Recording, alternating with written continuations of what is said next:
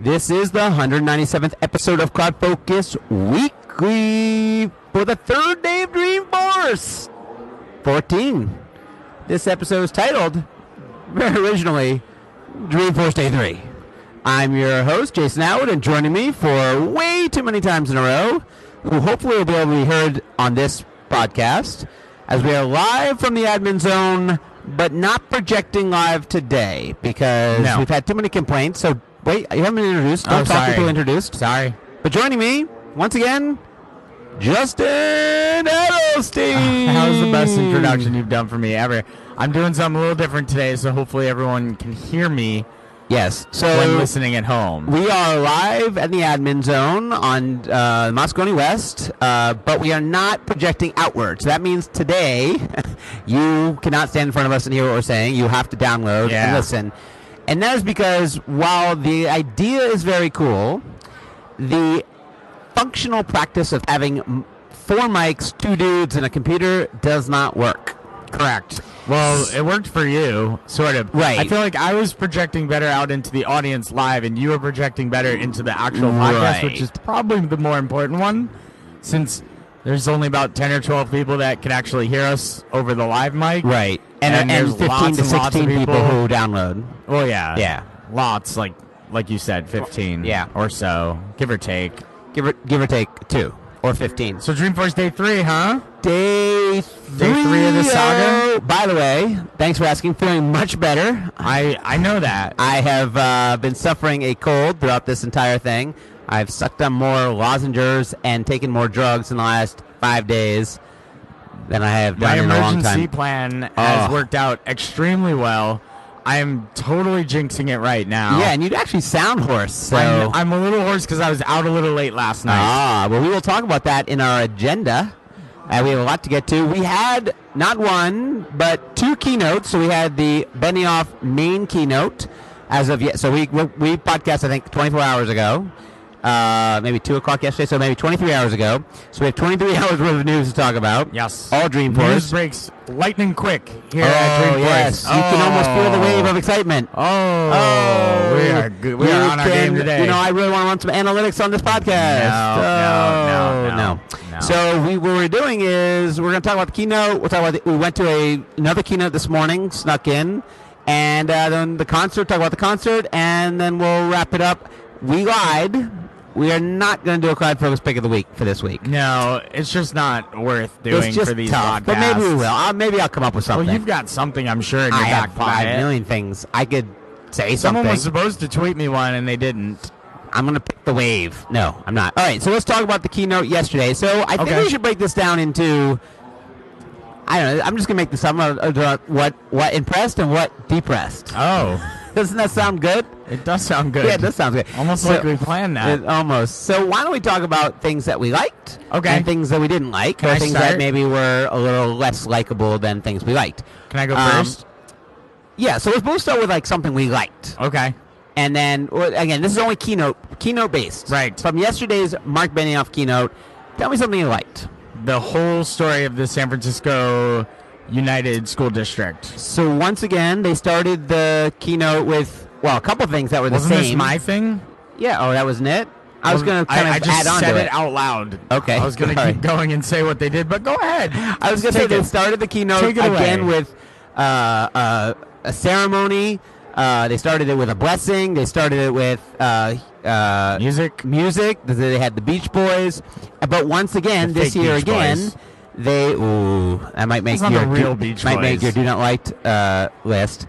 Once again, they started off with a lot of nonprofit philanthropic talk. Yes. So they started really with, and last year was Haiti, right? Which honestly, last year I was pulling tears back during both. This year, they did the more of an educational spin. Correct. Why don't you talk about what you liked about it? Education, near and dear to my heart. Waiting People for who listen Superman. to this podcast know that I worked at a not-for-profit education reform not-for-profit for a little over a year. Before we stole you away. Before we started up this thing called Arkus. And it's something that's near and dear to my heart, as lots of family members of mine work in the public school system in New York City.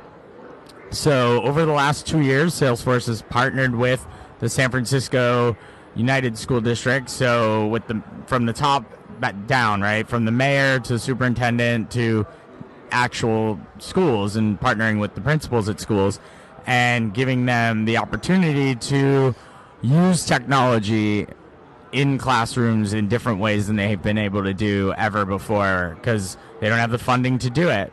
So Salesforce has, to this date, I think they said donated $8 million. And they did things like, really tangible things like put Wi-Fi in all the schools, because how are students supposed to learn about new up-and-coming emerging technologies without having the simplest of the simple, internet, in their classrooms? And then hardware like Google Chromebooks, iPads, and then softer stuff like training teachers, training them how to use the technology so that they can effectively teach it to the students. And through that, they've seen some great results, and it's only been 2 years. Also, I think they mentioned that they give like a discretionary technology fund to the principal of each school, $100,000 to go, no strings attached, go spend on technology, which I think is just fantastic. I think it's just a great program. It touched me deeply. Like, I have very deep roots with public school and education, and I really felt like that was a great thing that Salesforce has been doing, affecting the lives of children, throughout the city of San Francisco, and giving back to their city where they're headquartered. And it very much tied in with the stuff that Hillary was talking about the day before. Well, yes. So it seemed like a very nice, seamless transition from... It was the morning of... One day before. Hillary did it... Sorry, I said the day before. In the morning, and then Mark sort of picked it up where she left off right then and there in the afternoon. And I felt like that was just a great story to tell, and I was happy to hear it. And I was pulling back the tears yesterday sitting there. It was very... again, there's a... I think what we're seeing here at Dreamforce, and again, way too many Dreamforces in a row, and having watched the transformation of this company and the way they handle these events, going from, where it used to be a keynote that was everything. Literally, they would do the state of the Salesforce. They would do the products, and there's your marketing cloud, and there's your sales cloud, and it would be 3 hours, and it would just be go on and on with the wide things. Now, Dreamforce has become so big, the products have become so big, the development has become so much that they now spread this out over many different things. So the keynote itself has morphed into something different than it used to be. And last year, it was, again, one of my things last year was this 45 minutes of, the talk about the Benioff Hospital and the crisis in Haiti and all that. It was 45 minutes. And then they went on and did sort of the campy stuff. And this year, less. I mean, they had the campy stuff, certainly. And I think that's where I'm going to spin into the thing that I kind of. Why don't you go to the thing that you like? That's what I'm saying. The thing that I like is actually the campiness, the little bit of the campiness. So the dressing up in the costume. So the lightning sound effect. They're kind of making, it's almost like they're making fun of themselves a little bit, right? Which is to have a sense of humor. So it's a company with a heart, right? Which we know, and it's a company with a sense of humor in that they're having the co-founder of the company dress up in a leather outfit and come out with a huge lightning man. And I give Parker all the credit because it feels like he's the butt of a joke, but I know he's in on the joke, right? It's kind of like, oh, look, He's not just going out there like that without saying, okay, I'm okay with this. And for those who know Salesforce, right, while Benioff is very much known, right, he's the sort of head, Parker's kind of the guy who, kind of does everything. He's the guy running the show in a sort of this is the product, he gets the stuff done, right? So, he's the engine, right? Right. And so I kind of enjoyed the campiness. And... with the songs and the Beach Boys, whether they're the real Beach Boys or not the real Beach Boys. They're technically the real Beach Boys. Okay. I just don't consider it real. I kind of enjoy that. I was going to say my thing is I love the nonprofit spin. Last year that really affected me.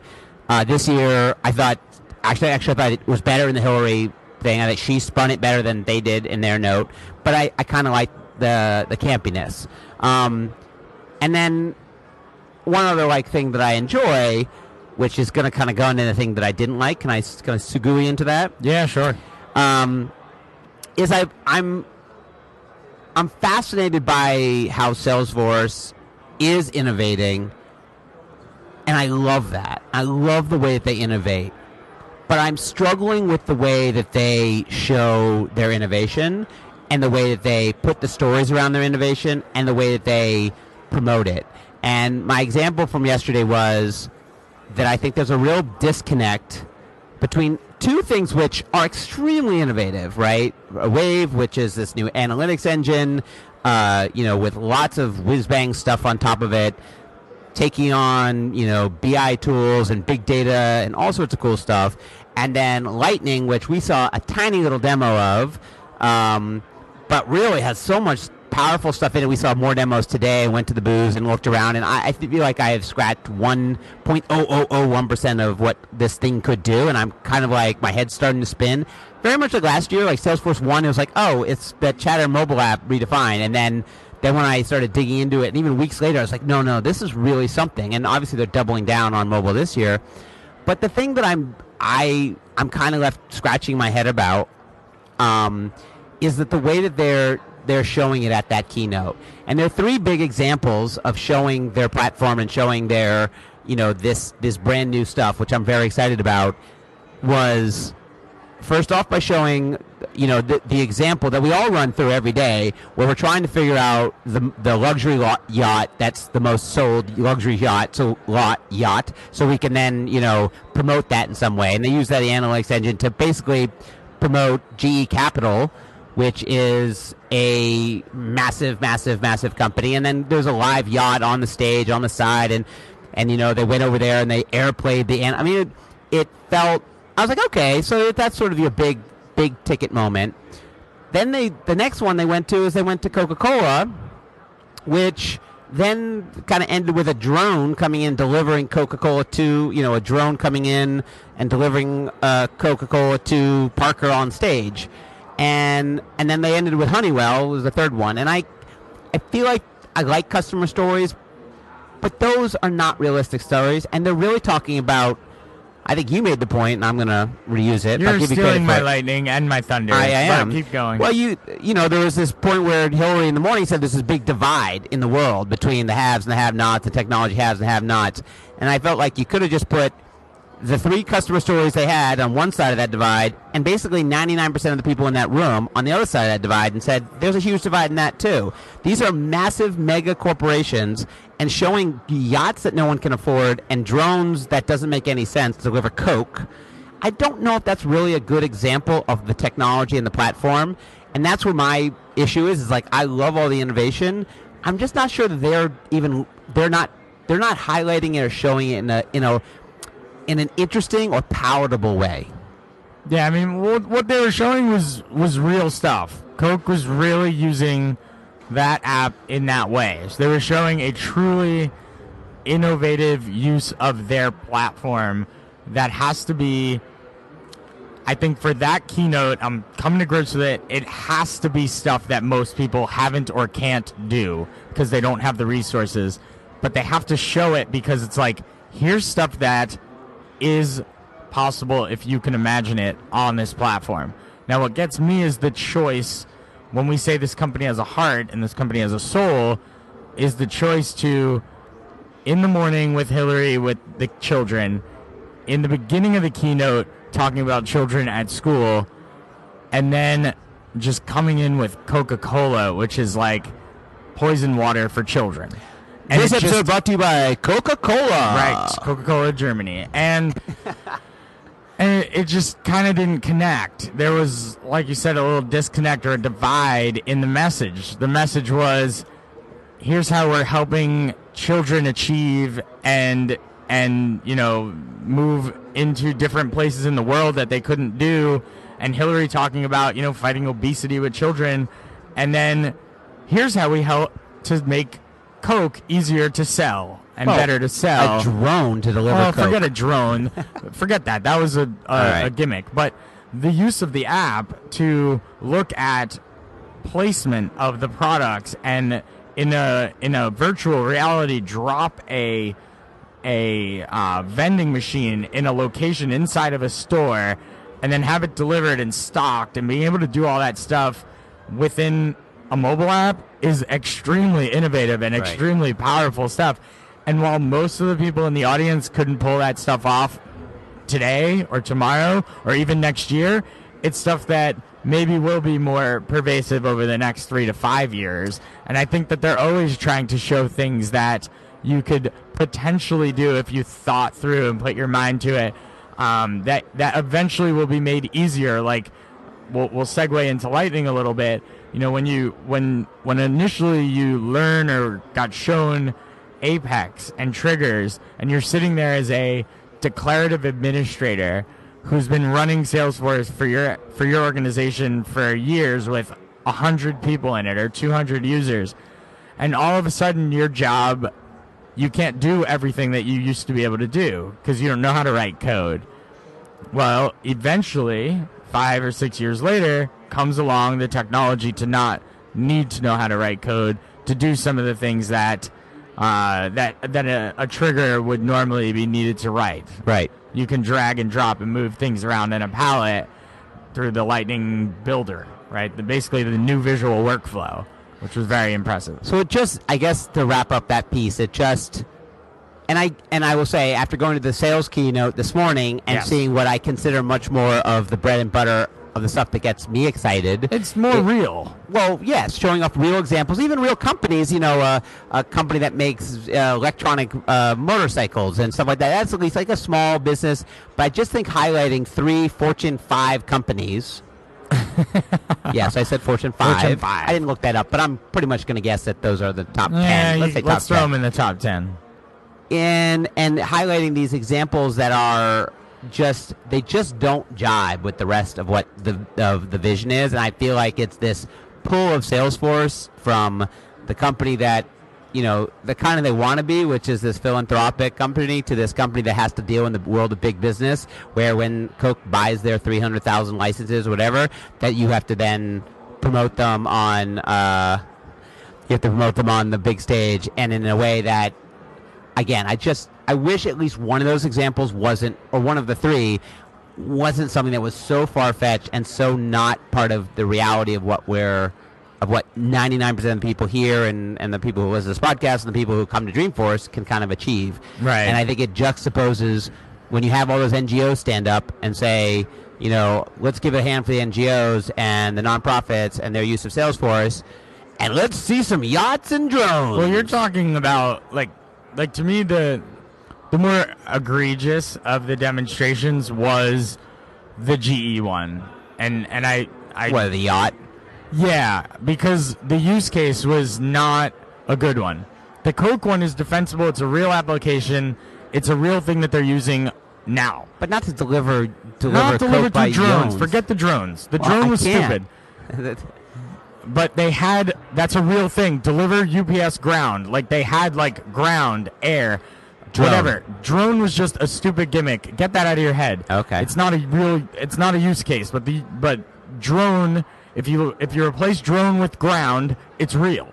Now, what's not real is GE looking through a big set of data, millions of rows, to try and find out why in the Southwest there's a lack in sales of yachts in the Southwest. They should have said Idaho, and then we would have known why. Well, because there's And no it's water. like, well, let's go out and look at all the social posts, and let's see who's talking about the sea breeze. Oh, look, here's a list of people talking about the sea breeze in the Southwest. There's our target market. Let's go meet them in person with our phone and have them buy a yacht. A great opportunity for lending. Like that was the story. Right. And that, to me, if I'm tweeting about a boat, it doesn't mean I want to buy one. I'm not saying I'm in the market for a boat. This one in particular, anyone know where I can buy one or get financing for it? Like, that's not real. The Coke story was real. It was a real thing that people were doing. I guess. It's not just it's not the Coke. It's that it's the company. I guess the company behind it. Well, that's a whole different story. Well, but I think anyway. So those are things, and I would say my attitude was tempered a little bit when I came back, and we'll talk about the concert in a second, but this morning when I saw more of what I really love at Dreamforce, which is seeing vision, seeing, the roadmap, seeing when they put up the releases and they talk about the idea exchange and talk about, and yes, I did a shout out to MVPs, and they go to what I think is what I'm looking forward to at Dreamforce. Retired points? Well, retired points is very important. That's idea points. But so let's talk about you. Me. Went to the concert. I went as far as the Civic Center. Close enough. I think so. And Not then close enough. I didn't go in. 8 years in a row, I've come to Dreamforce, and I've never gone to the concert. I don't get it, but that's fine by me. I've explained it 100 Bruno times. Mars was fantastic. Great performer. I understand that. Don't really know much of his music, but then you hear it and you're like, oh, I know that song. Right. And then he did a bunch of covers, some like medley short form covers. He's a fantastic performer. I mean, his band is great. They're dancing all over. Yep. They're playing instruments live, which I love because a lot of pop music, you don't get like a live band or you get lip syncing. And no, this was a real concert. He was really playing, he was playing the guitar. He was singing. He was dancing. It was just a good vibe all around. Really had a lot of fun seeing Bruno Mars. And he's a big. I mean, that's a big ticket. I know you said this is when we were talking about the. They've been getting bigger and bigger and bigger. Yeah, this is usually it's like a band that's like big, but maybe not as big as they were. They're not at their peak. Bruno Mars is at his peak. He's at the peak of his powers right now. Right, and so getting him, I think, is massive. Green I think Day's it's great. Pretty big, but maybe a little past their prime. But you never know; they're still young. Their prime was in the 90s. Past their prime. Metallica's 90. We're in the 90s. Stevie Wonder surely past his prime, but timeless at the same time. That's true. I think the Foo Fighters were at the peak of their powers. I don't think they were at the peak at that point. They Maybe were. It was close. They were. They had a lot of songs. Remember, there's only point. 30,000 people here when the Foo Fighters, or 20,000, or 10,000. They were my favorite. That was like a private concert. Oh, so good. So good, Foo Fighters. All right, and then this morning, Sales Cloud. We went to the Sales Cloud. Now, I will say the one problem of having all these keynotes broken up is that it's hard to attend them all. Yes. Because they're all over the place. Some are over each other. We should have split up, but I'm glad I went to the Sales Cloud because we both wanted to go to the developer one as well. Right. And that was happening at the same time. Same time. Same exact time. So we went to Sales Cloud, and I will say that's where, if a little of my love was spilled upon the grounds of San Francisco from a keynote that I thought was a little bit off base, it came back when they started showing, and they did the typical things. They show a story, right? They show a company, and then they show features and a little bit of roadmap, and then they demo them. And when you demo stuff to me is when I kind of go, oh, that's cool. So let's talk about some of the things that they demoed that you kind of like, ooh, that's cool. Well, first of all, we can finally talk about what? Now that, first of all, we failed to mention one big thing that we noticed throughout the entire conference. Clone this user? Forget clone this user. Clone this user is big news, but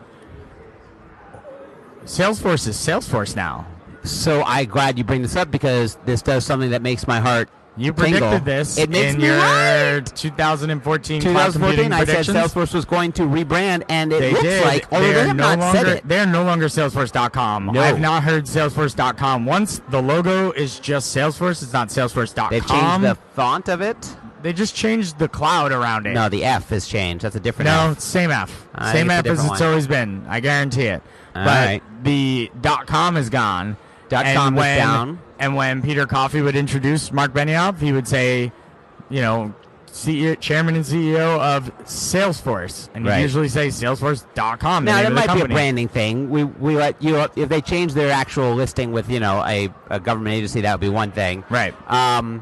But someone's going to take a picture. Someone's going to take a picture. Hello. Don't wave. We're podcasting. All right. Well, that's fine. Everybody can hear me wave. Yeah, that's true. Anyway, do you want to get to the other thing is they've really rebranded a lot of the look and feel of stuff. The way they do chiclets, the way they show the clouds. They now use these circles inside the cloud. They do this every year, though. So next year we'll see. But not the way they did it this year. Everything's about but these every year pentagons. they rebrand things, but not their name. Right. So that was a good interesting. prediction. So there you go. Very well done. So Sales Cloud. Loved the demos that we got at the Sales Cloud keynote. Yep. They seemed very real. They were real. They're live. They're happening right in front of you. Safe harbor. Again, everything was really mobile. New territories, that was really cool. Being able to change territories based on different things, deploy them rather quickly, that was really cool. The new mobile strategy of putting productivity apps inside of Salesforce 1 built by Salesforce is pretty killer. Yep. So having a notes app inside of, like, notes are important. When you're on a call, you want to take notes. We take a ton of notes. Rather important. And being able to take a note right there on your mobile, being able to relate it to record or records. Inline relation. Inline type a contact's name, and it sort of understands and looks up and types ahead against contacts. Don't know how that's going to work at scale, but we'll see. Like if you're sitting there on an iPhone over an LTE connection, not sure how that's going to work. But again, we'll see. Right. Safe harbor on all this stuff. I don't think that really exists just yet. So, and being able to take like a bulleted list of notes and drag and drop across the screen and create a follow-up task for you to do. I mean, you save a lot of time by doing that kind of stuff. Right. Like, you know, going back to your notes, going through them, seeing what is a task, what is not, takes time. Being able to just on the fly while you're doing it, create tasks for yourself is very, very powerful. Well, here's my theme that I took out of it. And it's a little dramatic, but I like to be dramatic. The desktop is dead. Yeah. The desktop is dead. They had the stat. What was it? Close to 60%, 58%. Something like that. Of all salespeople by the year 2016 will not have a computer. They'll just have a tablet and a phone. And I think this is something that, again, I admire in companies, but I feel like it always have resistance, and I'm one of those people that's going to resist on this one. Like, it's when Apple stopped putting the floppy drive in their computers. And everybody's like, well, you can't do that. People still use floppy drives. I feel like this is one of those scenarios where they're saying, well, you can run your whole company on your phone. And then there's people like me going, yeah, but you can't even do forecasting on your phone. Like, how can you run your company if you can't look at your forecasts? And so I think, you know, again, this is what Salesforce does every year is they project the future. They say, here's what we want you to be doing, right? Years ago, we wanted to be collaborative. Well, collaborative, we don't have to talk about that anymore because everybody's collaborative. Now we're going to talk about, you know, analytics, and we're going to talk about Lightning, and we're going to talk about and mobile first for everything. In fact, their whole new Lightning platform is starting mobile only. Like, it's all mobile first. And they said, we'll get back to the desktop. Back to the desktop a year from later now. on. See ya, desktop. I'll come back to you later. I'll see you much later. But at least it's coming. I meant that seriously. You laugh, but I spend 99% of my time in the desktop I don't want app. the desktop to be left behind because most people still go to work and sit at a computer. Right. They're not at this point in time just walking around with an iPad. You have a desk. You have a seat. Salespeople. Now, we were in the Sales Cloud keynote, so that was really about sales folks, field sales reps, people who are road warriors out there doing their thing on the road. And I think for them, they can do that slice of user can do pretty much their job on their phone. Pretty close. I don't know. How cool was that new sort of like, I don't even remember what it was called, but it was like, it took like the sales stages and moved it across, and it had a little coaching notes of what to do at this stage, what to do at this stage, how to push it together. If you don't have opportunities, we always call here at Arkus, we call our opportunities one of the gold objects. Yes. In that they get a lot of love from the R&D department. Yep. Well, they just got a bunch of love. And there's this whole new thing, I think it was called, sales stages or sales process or sales flow or something. But basically not only taking the stages and making them graphic and visual, but also doing what I saw on the screen was it was highlighting at every stage what key fields you should be thinking about at that stage in like its own little section, as well as a little help section that was saying coaching section. Real things you should be thinking about at this stage. I was thinking this is great for salespeople. It tasked it out. It took the stages that are in a pick list and made them into actionable tasks where when you wanted to move an opportunity from one stage to the next, you basically checked a box that said complete. Right. And that moved you to the next stage, which had the next set of things you should be thinking about, which, if you have good sales processes in place, makes total sense. Right. I was excited about that. The note stuff, the phone stuff, I'm very excited about. The new Today app, did you like that? I like the new Today app, I think like every phone is doing that now. I mean, the iOS 8 has so much stuff built into it on Today app. I'm not a dashboard guy. I'm a details guy. So when I see like this overview of like, here's the weather, here's all this stuff, it's like, it's usually not enough for me, but I like it. I mean, I like the theory of it. How about the work.com stuff that they introduced? I mean, again, very quick, and my head's sort of spinning, but it looks like work.com and the way that they're going to build it in, again, more and more talking about getting it into the platform, making it part of the actual Salesforce piece so it doesn't feel as disconnected as it does today. Didn't that coaching space look really cool? Awesome. It was all about sales. I'd love to see coaching around custom objects, hint, hint, idea exchange, but it looked really, really cool. So I am super excited for some of the stuff we saw in the sales, and we only saw stuff at the sales. I mean, we didn't go to the we didn't get to go to service. We didn't get to go to the last thing was the platform. Was the Pardot integration of sort of setting up one-on-one sales campaigns, but a sales manager setting up their own campaign to do certain things. Ping this person, send me a task, watch them land on a certain page. Then they had an Oprah moment.